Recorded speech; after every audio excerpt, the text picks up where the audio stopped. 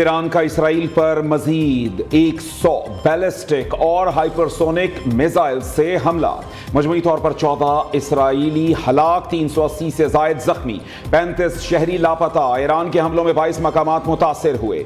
मकबूजा शहर हैफा, तेल अवीव और बैतुल मक़दस में कई इमारतें तबाह। हैफा में 4 इसराइली हलाक, 14 से जायद जख्मी हुए।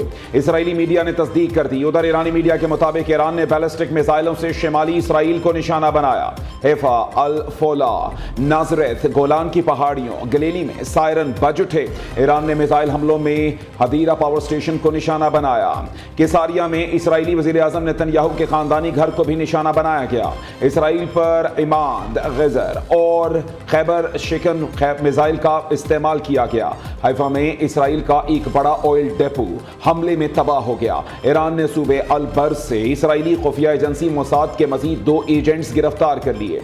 दूसरी जानिब इसराइली वजीर आजम नेतन्याहू ने ईरानी मिसाइलों से तबाह इलाकों का दौरा किया।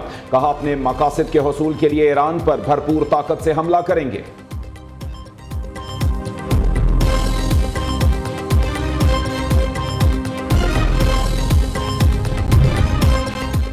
इसराइल का क्रूज मिसाइलों से ईरान पर नया हमला। तेहरान, तबरेज और बंदर अब्बास समेत कई शहरों को निशाना बनाया। इसराइल फौज का गैस फील्ड और मिसाइल फैक्ट्री को निशाना बनाने का दावा। तेहरान में वजारत दिफा और तहकीकी इदारे को भी निशाना बनाया गया। इसराइली हमलों में मजीद 2 जनरल्स, 3 जौहरी साइंसदानों और 20 बच्चों समेत 65 ईरानी शहीद हो गए। आज होने वाले अमरीका ईरान मुज़ाकरात मनसूख कर दिए गए। उधर यमन में हौसी रहनुमाओं पर इसराइल का हमला। इसराइली मीडिया का अहम हौसी रहनुमा मोहम्मद अल आमरी को शहीद करने का दावा। अरब मीडिया के मुताबिक यमनी फौज के chief of staff Abdul Karim किस हाल में हैं वाज़ेह नहीं।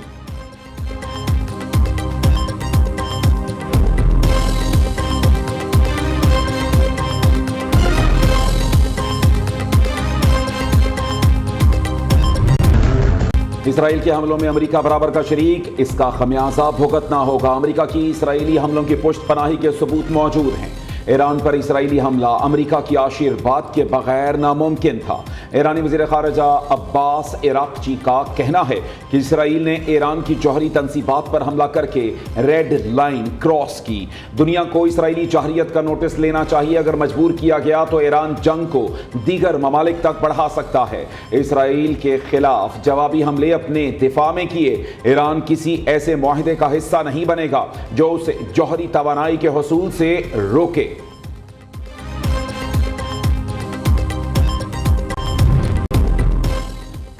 इसराइली हमले पर पहले ईरान से घुटने टेकने की तकरार। अमेरिकी सदर ट्रंप ने की धमकियों की भरमार। जब किया ईरान ने इसराइल पर भरपूर वार, ट्रंप ने लिया यू टर्न। इसराइल ईरान जंग से कर दिया लाताल्लुकी का इजहार। ईरान और इसराइल के दरमियान सालिसी की पेशकश भी कर दी। वैसा ही मुआहिदा होगा जैसा भारत और पाकिस्तान के दरमियान कराया। शिकवा किया, मैं बहुत कुछ करता हूँ, मुझे कभी किसी चीज़ का क्रेडिट नहीं मिलता। अमेरिकी सदर ने वजाहत दी, ईरान पर इसराइली हमले में अमेरिका का कोई किरदार नहीं। अमेरिका पर हमला किया तो उसकी अफवाज भरपूर जवाब देंगी। ऐसा हमला करेंगे जो पहले कभी नहीं देखा गया होगा।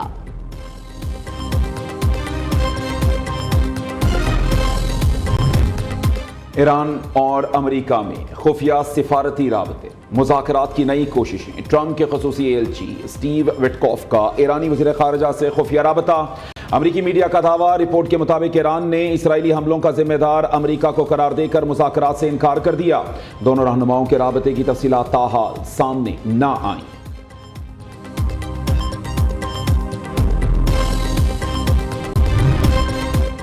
सऊदी वली अहद और ईरानी सदर मसूद पेज़ेश्कियान में राब्ता। मोहम्मद बिन सलमान का ईरानी सदर से तनाज़ात के हल के लिए ताकत का इस्तेमाल न करने पर जोर। सऊदी वली अहद ने कहा कि इजरायली हुकूमत ईरान से तनाज़ात बढ़ाना चाहती है ताकि अमेरिका जंग में शामिल हो।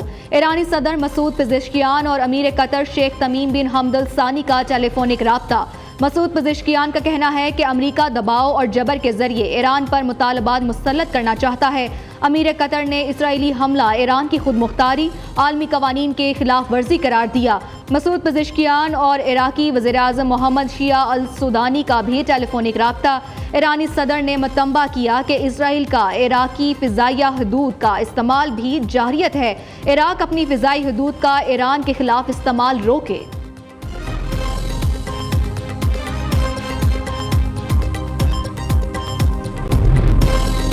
ایران سے 450 پاکستانی زائرین کا انخلا مکمل، عراق میں فضائی حدود کی بندش سے پاکستانی زائرین پھنس گئے۔ سفارت خانہ پاکستانی زائرین سے مسلسل رابطے میں ہے۔ نائب وزیر اعظم اور وزیر خارجہ اسحاق ڈار نے کہا کہ پاکستانیوں کی حفاظت حکومت کی اولین ترجیح ہے۔ دفتر خارجہ میں کرائسس مینجمنٹ یونٹ 24 گھنٹے فعال ہے۔ دوسری جانب اسحاق ڈار کا ترک ہم منصب سے ٹیلیفونک رابطہ، ایران پر اسرائیلی جارحیت پر گہری تشویش کا اظہار۔ ترجمان دفتر خارجہ کے مطابق دونوں رہنماؤں نے خطے میں امن و استحکام پر گفتگو کی۔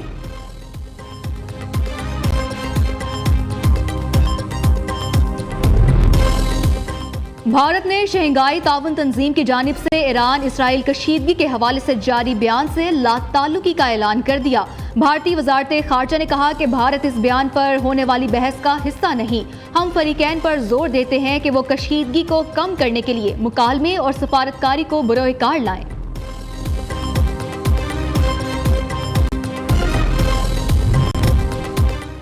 بھارت اسرائیل کی سازشیں ناکام، پاکستان کو گرے لسٹ میں شامل نہیں کیا گیا، یہ پاکستان کی بہت بڑی فتح ہے۔ وزیر دفاع خواجہ آصف کہتے ہیں کہ پاکستان FATF کی تمام ضرورتیں پوری کر چکا۔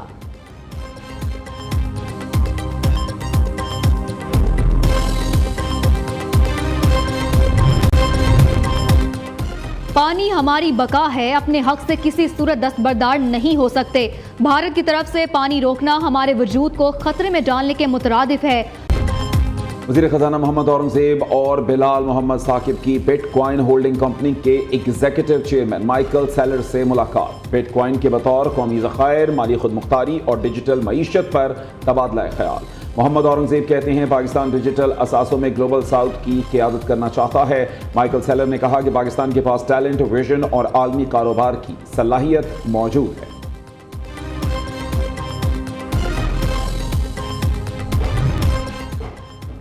پاکستان پر مالیاتی اداروں کا بڑھتا اعتماد۔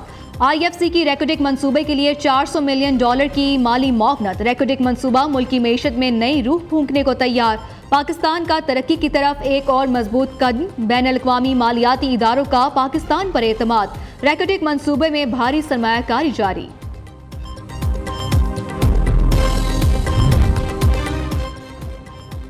چیف الیکشن کمشنر اور 2 ممبران کی تقرری۔ اسپیکر قومی اسمبلی ایاز صادق نے اپوزیشن لیڈر عمر ایوب کے خط کا جواب دے دیا۔ خط کے متن میں کہا کہ حکومت اور اپوزیشن دونوں کی جانب سے نام بھیجوائے جائیں گے، تب کمیٹی بنے گی۔ وزیر اعظم اپوزیشن لیڈر میں اتفاق نہ ہوا تو معاملہ اسپیکر قومی اسمبلی کے پاس آئے گا۔ وزیر اعلیٰ پنجاب مریم نواز کا مزدوروں کے لیے شاندار اقدام۔ کارکنوں کے بچوں کو کامسٹ یونیورسٹی کے 7 کیمپسز میں داخلہ دیا جائے گا۔ معذور اور فوت شدہ ورکرز کے بچوں کو بھی کامسٹ یونیورسٹی میں مفت تعلیم دی جائے گی۔ طلباء و طالبات کی فیس حکومت ادا کرے گی۔ وزیر اعلیٰ مریم نواز کہتی ہیں کہ مزدور ہمارے سر کا تاج، تعلیم اور صحت سمیت ہر سہولت دیں گے۔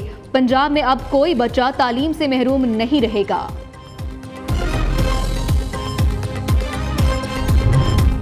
پنجاب کا 2025-26 کا 5300 ارب سے زائد کا ٹیکس فری بجٹ پیش کیا جائے گا۔ صوبائی وزیر خزانہ مجتبیٰ شجاع الرحمان بجٹ پیش کریں گے۔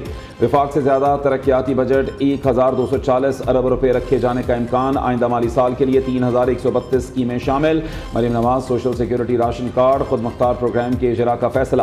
خصوصی آبی پروجیکٹس کے لیے 20 ارب روپے رکھنے کی تجویز۔ مسلم لیگ نون اور اتحادی اراکین اسمبلی کے حلقوں کے لیے 458 ارب 85 کروڑ 38 لاکھ مختص۔ محکمہ بلدیات کے لیے 49 ارب 87 کروڑ 74 لاکھ رکھے جائیں گے۔ Specialised health care and medical education کے لیے تقریباً 100 ارب رکھنے کی تجویز سامنے آئی ہے۔ پبلک ٹرانسپورٹ کے منصوبوں کے لیے 310 ارب روپے مختص۔ لاہور میں عالمی معیار کے ریلوے لائن منصوبے کے لیے 80 ارب روپے تجویز کیے گئے ہیں۔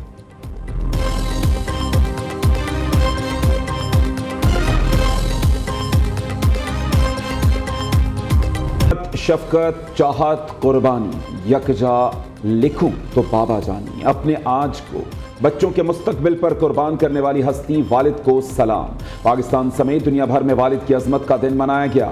باپ صاحبان کی مانند خود دھوپ سہ کر اولاد کو سائے میں رکھتا ہے۔ وزیر اعلیٰ پنجاب مریم نواز کا فادرز ڈے پر خصوصی پیغام، کہتی ہیں اولاد کے حقوق پورے کرنے والے ہر باپ کو خراج تحسین پیش کرتی ہوں۔ میرے والد نواز شریف میرے رہنما، قائد، استاد اور طاقت ہیں۔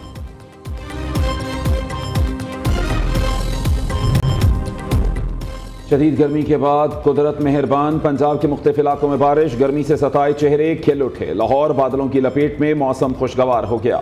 کراچی کے مختلف علاقوں میں بارش، آج رات اسلام آباد، راولپنڈی، سیالکوٹ، گجرات، میاں والی میں بادل برسنے کا امکان، خیبر پختونخوا میں کہیں ہلکی بارش تو کہیں آندھی کی پیش گوئی۔